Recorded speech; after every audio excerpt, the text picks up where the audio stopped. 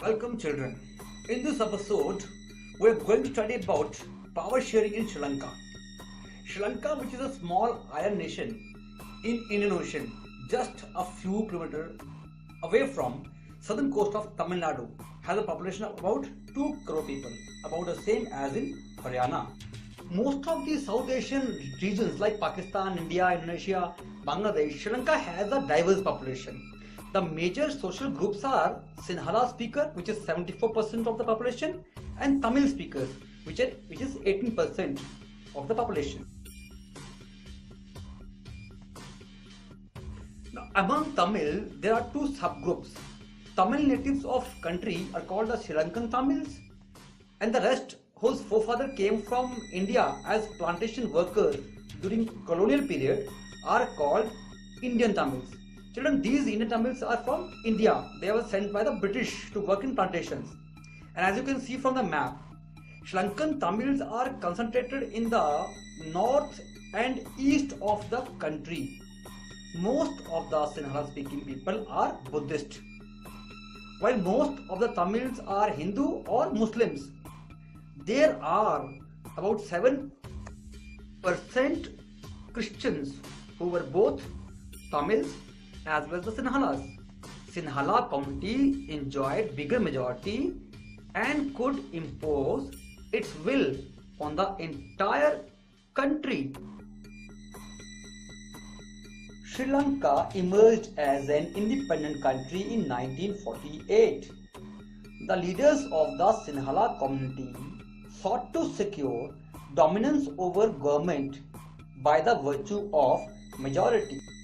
As a result, the democratically elected government adopted a series of majoritarian measures to establish Sinhala supremacy. Majoritarianism government is a kind of government in which the majority community should be able to rule a country in whichever way it wants by disregarding the wishes and needs of the minority. In 1956, an act was passed to recognize Sinhala as the only official language, thus disregarding Tamil. The government followed preferential policies that favored Sinhala applicants for university position and government jobs.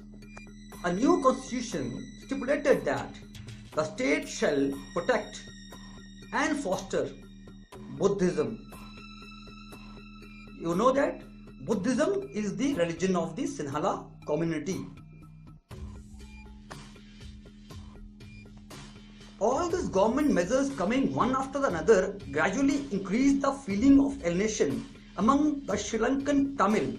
They felt that none of the major political parties led by the Buddhist Sinhalas leaders were sensitive to their language and culture. They felt that the constitution and government policies denied them equal political rights, discriminated against them in getting jobs and other opportunities, and ignored their interests. The Sri Lankan Tamil launched parties and struggles for the recognition of Tamil as an official language, for regional autonomy and equality of opportunity in securing education and jobs. The distrust between the two communities turned into widespread conflict. It soon turned into civil war. As a result, thousands of people of both the community have been killed. Many families were forced to leave the country as refugees, and many more lost their livelihood. What is a civil war? A civil war is a violent conflict between opposing groups within a country that becomes so intense that it appears like a war.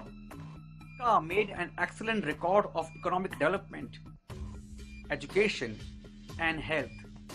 Still, this civil war had badly affected it. It caused a terrible setback to the social, cultural, and economic life of the country. Now, children, you judge. Which is the better way of power sharing? The Belgian model or the Sri Lankan majoritarianism form of a power sharing?